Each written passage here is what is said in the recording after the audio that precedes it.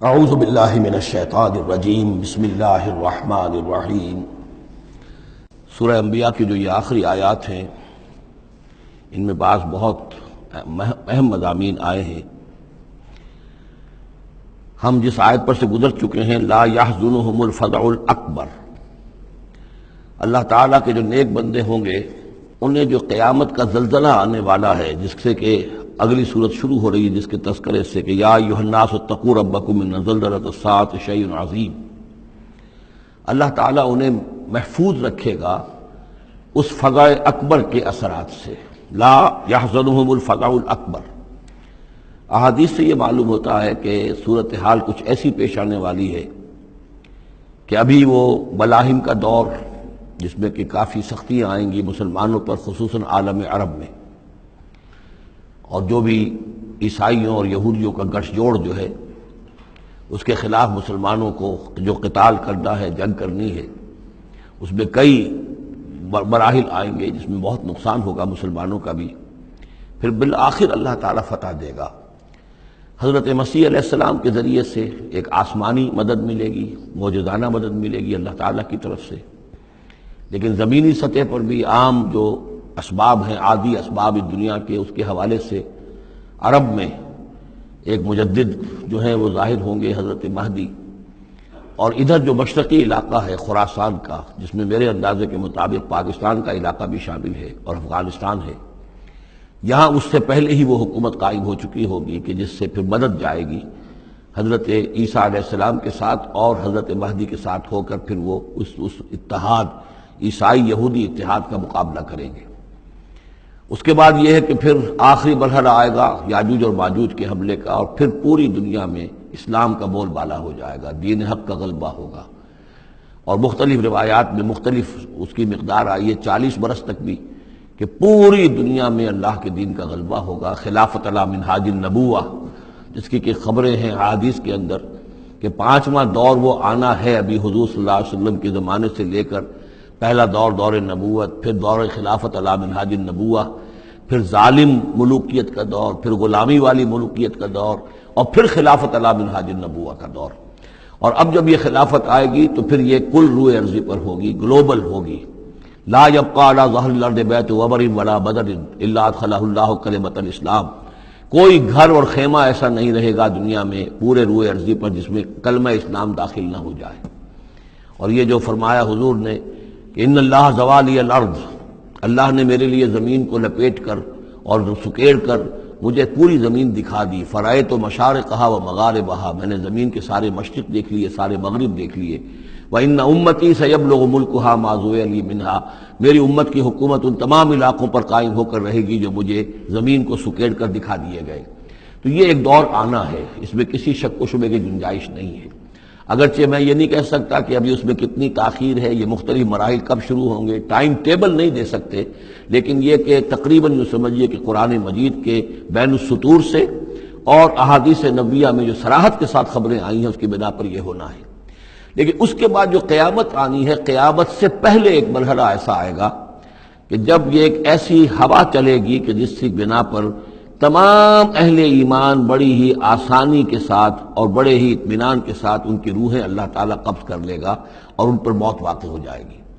پھر دنیا میں سوائے شریروں کے اور بدماشوں کے اور فساق و فجار کے کوئی نہیں رہے گا، تو پھر ان پر قیامت قائم ہوگی، اور ان کے لیے پھر یہ فزع الاکبر بھی ہے جس کا ذکر ہو رہا ہے یا سورہ انبیاء کے آخر میں، اور انہی کے لیے وہ زلزلۃ الساعہ ہے کہ جس کو کہ اس وقت لوگ جو ہے وہ دیکھیں گے، وہ ساری جو بھی سختیاں ہیں قیامت کی وہ ان کو برداشت کرنی ہے۔ اللہ اپنے نیک بندوں کو اس سے پہلے ہی ایک ایسی ہوا بھیج کر کے جس کے دل میں بھی ایمان ہوگا اس کی بڑی اطمینان اور سکون کے ساتھ اس کی موت واقع ہو جائے گی۔ اللہ تعالیٰ ان کو اس فزع اکبر سے اور زلزلہ عظیم سے بچا لے گا۔ اس کی صریح خبریں موجود ہیں احادیث نبویہ میں۔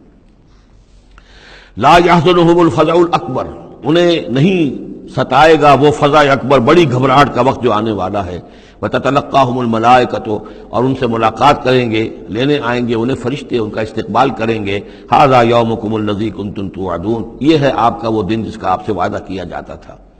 اس کے بعد جو کچھ ہوگا، یوم نطوی السماء کطی السجل للکتب، جس دن کہ ہم آسمان کو ایسے لپیٹ لیں گے جیسے کہ کتاب کا تومار، سکرولز جو ہوتے ہیں وہ لپیٹ لیے جاتے ہیں۔ یہاں سماوات نہیں ہے، سما ہے۔ معلوم ہوتا ہے کہ یہی جو ہماری زمین کے قریب ترین جو آسمان ہوگا، اسی علاقے کے اندر در حقیقت یہ سارا جو ہے واقع ہوگا۔ اسی میں سورج بھی ہے، چاند بھی ہے، جمع الشمس والقمر، اسی کے اندر یہ جو بھی کرنے ہیں یہ ٹکرائیں گے۔ یہ سارا جو زلزلۃ الساعۃ شیء عظیم جو ہے یہ اسی سولر سسٹم کے اندر ہونے والا ہے۔ جبکہ ہم آسمان کو یوم نطوی السماء کطی السجل للکتب، تو ہم اس کو لپیٹ دیں گے اس آسمان کو، کہ جیسے کہ کتاب کا تومار جو ہے اور کتاب کا اسکرول لپیٹ دیا جاتا ہے۔ کما بدانا اول خلق نعیدہ، جیسے کہ ہم نے پیدا کیا تھا اسے پہلی مرتبہ، اسی طریقے سے پھر اعادہ کریں گے، اس کا دوہرا دیں گے اس کو۔ وعدن علینا، یعنی یہ کہ جیسے کہ آپ کو معلوم ہے theory of the expanding universe, کہ ہر یہ جو کائنات ہے پھیل رہی ہے یوں اس طریقے سے چکر کھاتے ہوئے، ہر شے، ہر گلیکسی اسے چکر کھاتے ہوئے پھیلتی چلی جا رہی ہے۔ اسی طریقے سے یہ الٹ کر جیسے فنر ہوتا ہے وہ واپس آتا ہے جب، تو پھر اسی طریقے سے چکر کھاتے ہوئے وہ پھر آ کر جب جاتا ہے ایک جگہ پر۔ یوم نطوی السماء کطی السجل للکتب کما بدانا اول خلق نعید وعدا علینا، یہ ہم پر وعدہ ہے۔ انا کنا فاعلین، ہم یقیناً یہ کر کے رہیں گے۔ وَلَقَدْ كَتَبْنَا فِي الزَّبُورِ مِن بَعْدِ الذِّكْرِ، اور ہم نے لکھ دیا تھا زبور میں نصیحت کے بعد، ان الارض یرثها عبادی الصالحون، کہ ہماری اس زمین کے وارث ہوں گے ہمارے نیک بندے۔ اسی زمین کو جیسا کہ میں نے کہا جنت بنا دیا جائے گا، اور ابتدائی جو ہے نزل جو ہے ان کے لیے ابتدائی جنت وہ اسی زمین پر فراہم کی جائے گی۔ یہ زمین جو ہے اس کے وارث ہوں گے ہمارے نیک بندے۔ اس میں دونوں اشارے ہو سکتے ہیں، قیامت سے قبل اللہ کے نیک بندوں کی حکومت پوری زمین پر قائم ہو جائے گی، تو زمین کے وارث ہو جائیں گے اللہ کے نیک بندے۔ اور دوسرے یہ کہ آخرت کی زمین مراد ہو تو ظاہر بات ہے اس جنت کے تو ظاہر بات ہے وارث اللہ کے نیک بندے ہیں ہی۔ دونوں امکانات اس آیت میں موجود ہیں۔ ان فی ھذا لبلاغا لقوم عابدین، یقیناً اس میں پہنچا دینا ہے، بات کو پہنچا دینا ہے ان لوگوں کے لیے کہ جو اللہ کے بندے ہیں، اللہ کی بندگی کرنا چاہتے ہیں، اللہ کی عبادت پر کاربند رہنا چاہتے ہیں۔ وما ارسلناک الا رحمتا للعالمین، اور نبی ہم نے نہیں بھیجا ہے آپ کو مگر تمام جہان والوں کے لیے رحمت بنا کر۔ آپ صرف عرب کے لیے نہیں بھیجے گئے تھے، اگر عرب کے لیے بھیجے گئے ہوتے تو آپ کا جو مقصد بعثت تھا وہ مکمل ہو گیا،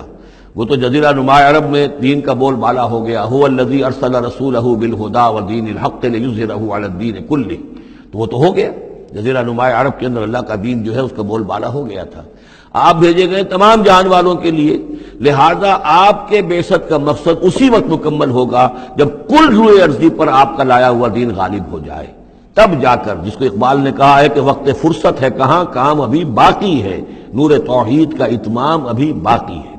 تو وہ اتمام جو ہے ایک اعتبار سے تو ہو گیا تھا، جزیرہ نما عرب کی حد تک اتمام ہو گیا، لیکن یہ کہ دنیا جو ہے جو بہت بڑی تھی، نوع انسانی جو ہے بڑی جو ہے اس تک ابھی دین کو پھیلانا تھا، پہنچانا تھا۔ دور خلافت راشدہ میں وہ سلسلہ شروع ہوا ہی تھا، لیکن اس کے بعد ایک سازش کے نتیجے میں عبداللہ ابن سبا نے جو سازش کی یہودی نے اور مسلمانوں کو آپس میں لڑا دیا، ایک فتنۃ الکبریٰ پیدا ہوا، جس کے نتیجے میں حضرت عثمان شہید کیے گئے، پھر باہمی خانہ جنگی ہوئی، 1,00,000 مسلمان ایک دوسرے کی تلواروں اور نیزوں سے ختم ہو گئے، تو وہ پروسیس وہیں رک گیا۔ اس کے بعد سے تو ہم اس کے واپس آئے ہیں، وہ دین کا جو غلبہ تھا وہ دین سے ہم پیچھے ہٹے ہیں، پسپائی ہوئی ہے۔ لیکن یہ کہ دنیا ختم نہیں ہو سکتی جب تک کہ محمد رسول اللہ صلی اللہ علیہ وسلم کا مقصد بعثت بتمام و کمال پورا نہ ہو، اور مقصد بعثت آپ کا ہے اظہار دین الحق، اللہ کے دین کا غلبہ، اور یہ اللہ کے دین کا غلبہ چونکہ آپ پوری نوع انسانی کے لیے بھیجے گئے ہیں، لہذا کل عالم انسانی پر اس کا ہونا لازم ہے۔ یہ گویا کہ صغریٰ کبریٰ قرآن سے ثابت ہے، لیکن اس کی صراحت کے ساتھ خبریں احادیث میں ہیں۔ وما ارسلناک الا رحمتا للعالمین قل انما یوحی الی انما الہکم الہ واحد، اے نبی ان سے کہہ دیجئے یہ بات میری طرف وحی کی جا رہی ہے کہ تمہارا الہ بس ایک ہی الہ ہے، فہل انتم مسلمون، تو اب تم اس کی فرما برداری اختیار کرتے ہو یا نہیں؟ فإن تولوا، پھر اے نبی اگر یہ منہ موڑ لیں، پیٹھ دکھا دیں، فقل آذنتکم علی سواء، تو کہہ دیجئے میں نے تمہارے کان کھول دیے ہیں، میں نے اللہ کا پیغام تمہیں کھلم کھلا ڈنکے کی چوٹ پہنچا دیا ہے ہر ایک کے لیے۔ اب تمہارے سرداروں کو بھی میں نے بات سمجھا دی ہے، عوام کے سامنے بھی پیش کر دیا ہے، سب کے لیے برابر، کوئی طبقہ ایسا نہیں رہا ہے اس تمہارے معاشرے کا جس کے سامنے کہ میری دعوت نہ پہنچ چکی ہو۔ اب آذنتکم علی سواء، سب کو یکساں میں نے سنا دیا، پہنچا دیا، اللہ کی تبلیغ کا حق ادا کر دیا۔ ان ادری اقریب ام بعید ما توعدون، یہ میں نہیں جانتا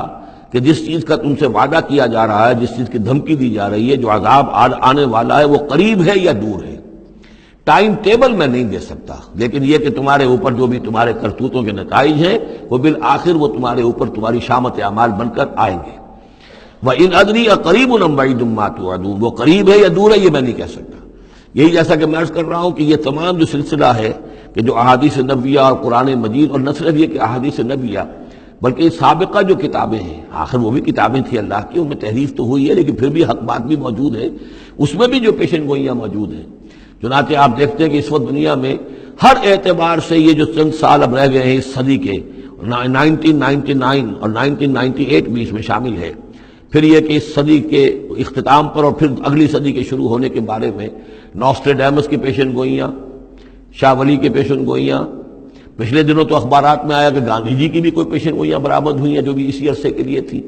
شاید وہ بھی کہیں کوئی سنیاسی سے کچھ انہوں نے سنا ہو، وہ کوئی ان کی کوئی ایک وہ جو ہے ڈائری برآمد ہوئی ہے، جنگ میں خبر سنی تھی، شائع ہوئی تھی۔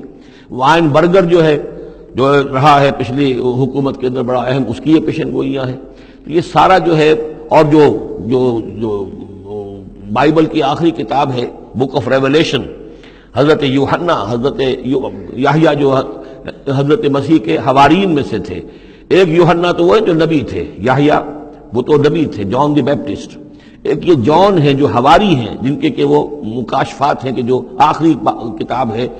بائبل کی، اور یہ احادیث نبویہ ہیں کہ جن میں کتاب الملاحم اور کتاب و آثار الساعہ وغیرہ ہیں، کتاب الفتن، تو ان سب سے معلوم ہوتا ہے کہ یہ چیزیں اب آنے والی ہیں اور معاملہ زیادہ دور نہیں رہا ہے، لیکن کتنا قریب ہے یہ بھی ہم نہیں کہہ سکتے۔ وَإِنْ أَدْرِي أَقَرِيبٌ أَمْ بَعِيدٌ مَّا تُوعَدُونَ إِنَّهُ يَعْلَمُ الْجَهْرَ مِنَ الْقَوْلِ وَيَعْلَمُ مَا تَكْتُمُونَ، یقیناً اللہ تعالیٰ جانتا ہے کھلی بات کو بھی جو بلند آواز سے کہی جاتی ہے، اور وہ تو اس کو بھی جانتا ہے جسے تم چھپاتے ہو اپنے دلوں کے اندر۔ وَإِنْ أَدْرِي لَعَلَّهُ فِتْنَةٌ لَكُمْ وَمَتَاعٌ إِلَىٰ حِينٍ، اور میں نہیں جانتا، میں نہیں کہہ سکتا، ہو سکتا ہے کہ ابھی اس تاخیر میں تمہارے لیے کوئی آزمائش ہو، اللہ تمہیں ابھی اور fresh lease of existence grant کر دے، تاکہ یہ کہ تمہیں ایک کچھ عرصے کے لیے اس دنیا میں رہنے کا اور بسنے کا اور فائدہ اٹھا لینے کا موقع مل جائے، لیکن بالآخر ہونا وہ ہے جو میں بتا رہا ہوں، اس کے اندر کوئی شک نہیں ہے، وہ شدنی امر ہے۔ قال رب احکم بالحق، کہا نبی نے، رسول نے صلی اللہ علیہ وسلم، پروردگار اب حق کے ساتھ فیصلہ فرما دے۔ یعنی یہ کہ نبی اکرم صلی اللہ علیہ وسلم کا بھی دیکھیے، جیسے میں نے بار بار کہا ہے کہ آخر یہ اتنا طویل ہو گیا تھا رد و قضا کا مسئلہ کہ آپ کی طبیعت کے اندر بھی اب بات یہ آ رہی تھی، پروردگار اب فیصلہ سنا دے۔ قال رب احکم بالحق، پروردگار اب حق کے ساتھ فیصلہ سنا دے۔ وربنا الرحمن المستعان علی ما تصفون، اور یقیناً اب ان کی طرف خطاب کر کے، ہم تو جس سے مدد طلب کر رہے ہیں وہ ہمارا رب ہے رحمان، ہم اپنے رب سے رحمان سے جو مستعان ہے، جس سے کہ مدد طلب کی جاتی ہے، ہم طلب کر رہے ہیں ان تمام چیزوں کے خلاف جو تم کہہ رہے ہو، جو تمہاری باتیں ہیں، جو تم نے جو اعتراضات کیے ہیں، جو تم نے مجھے زج کیا ہوا ہے، ان سب کا مقابلہ میرے پاس تو یہ ہے کہ میں اپنے پروردگار سے ہی مدد طلب کر رہا ہوں۔ صدق اللہ العظیم۔